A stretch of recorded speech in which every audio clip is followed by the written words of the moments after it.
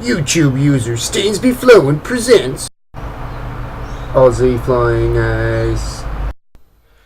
Yeah, no, how you going? So, today's video is going to be about the George Zimmerman trial over in America. Now, if you've been keeping up with the news at all in America, you've been on the internet or anything like that, you've probably seen this court case that's going on. Now, there's lots and lots to it. Now, I don't really want to focus on the case itself because that's what the courts are for. That's why we have judges and lawyers and prosecutors and defense and witnesses and evidence and stuff like that, all right? So I'm going to leave that to them. What I want to talk about is, how you see some people, they don't really take on the old adage of, well, not old adage of, it really is one of the foundations of our whole society, and that is that you're innocent until proven guilty. You see quite a lot of people that have made up in their minds, no, he's guilty. Now, regardless of what you personally think is going to be the outcome, or your personal feelings about what should be the outcome, you do have to keep that in mind, that people are innocent until proven guilty. It's one of the foundations of Western society, really. And that's what. And the other thing that sort of ties in with that is that comes from people judging the case before they even see the evidence. I mean, they may see some evidence. That's the other thing too. And this all comes back to the media, which is what I'll get onto in a sec about the old media. And what's happening is, of course, people aren't looking at the evidence, which is what the court case is about. That's what I mean. I'm not going to discuss the evidence or which evidence proves what or this shows that. That's for the courts to decide. And then of course there is little private feelings about it within society that can affect the laws that would be made for that would affect, of course, court case outcomes and things like that. But of course, the real main issue that I'm trying to focus on here is the whole innocent before proven guilty. And you got to let the courts do their thing. Due process.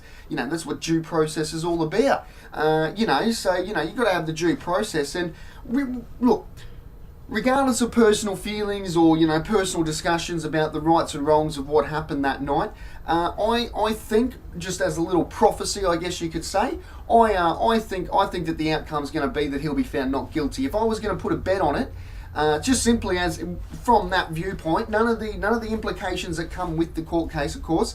But if I was going to be a betting man about it, I'd probably put my money on him being not guilty. If he is found guilty, of course, there's all the appeals tribunal stuff, and that's more due process. There's due process. So, if someone's innocent, that's the whole thing about due process, is we put in, a good system of due process to ensure that the innocent, aren't convicted. Aren't thrown in jail. We don't want innocent people being thrown in jail for the sake of, or hoping that we get a few extra criminals in there. I mean, it's important to make sure that innocent people aren't put in jail. So all of this whole cultural crap about it is being perpetuated by the media. That's right. They're hijacking the sensationalism and the fear factor, and they're really just riding the race train. They're getting the race card out and they're playing it as much as they can. They're sensational, and then of course they're also using. They're also not abiding by the innocent before proven guilty. I mean, freedom. You got freedom. Press can do what they like. Things like that with freedom of the press, but. Labeling, saying, look, there's very important key words in the media they need to use, like accused and suspect and, defendant. Instead, you get some people that go, oh, he's the murderer. That's what happens after you're charged with murder. That's when you become a murderer. They're a murderer. Evidence proves it. Court case proves it. So that's a big issue. And obviously the race issues are coming in, and that's being perpetuated by the media. It's always being reported on what people's races are. It's not about the individual content of their character. Straight away it's this person, it's that skin color, and that's what's making it worse. And so now you see online, I look down this way because my computer's down there. So now you see online that there's a bit of talk about there might be possible rioting and stuff like that.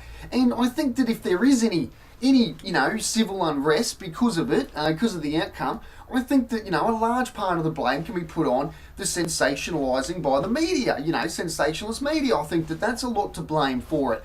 It's not necessarily that, society is inherently racist and, everyone's out to, be racist at every opportunity. I think a lot of it is perpetuated by the media. I think that, majority of people know people from other cultures, know different ethnicities. You know, someone who's different, you know, looks different, or has a different skin colour or hair colour or something like that. You know, and it's as I've talked about in one of my videos, which I'm going to make a better video about, try out the editing software and see how I go with that. But, you know, look, and it's being perpetuated by the media. The media is always constantly trying to remind you about racism and how the differences and how, you know, blah, blah, blah. And I think that it's, you know, leading to some of this stuff you see on the internet of people going, it's right and this is an outrage and it's an injustice. And I mean, we need to wait to see what's happened before it's an injustice and go through all the evidence. I mean, this video might run a bit long because of me babbling, but you know, I've gone through, I watched a fair bit of the trial, not all the trial, a fair bit of the trial, saw a lot of the evidence that they presented,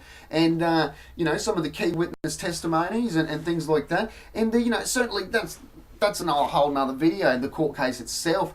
But you know, I think that a lot of it is, you know, the media is just drip feeding people little bits of information, and people are too busy. You know, I'm too busy myself, and I've got hardly anything to do. But you know, people are too busy, and they can't sit there for 8 hours and watch a trial. I mean, I can't, that's for sure. And you know, so they only get little bits of information, and there's a sensationalising of it by the media, and you know, feeding on basic primal instincts and fears and things like that. You know, so it's no good. It's no good. But moving on, you know, moving on to the end of the video, we got today's random fact from today, July the 6th in 1483, over in Mother England. Richard III was crowned the King of England in 1483. Now, Richard III, he was the fine gentleman that they found in a parking lot just recently. That might strike a memory or something for you out there. You know, they found a king of England in a parking lot over in England, and they've, you know, exhumed him and moved him somewhere else or something or other. And no worries. So thank you very much for watching. Please remember to share, like, and subscribe, and show people and say, hey, watch this guy. He's trying to make a channel going. So thank you very much, and see you around like a rizzo. If you like and subscribe, I'll make better videos.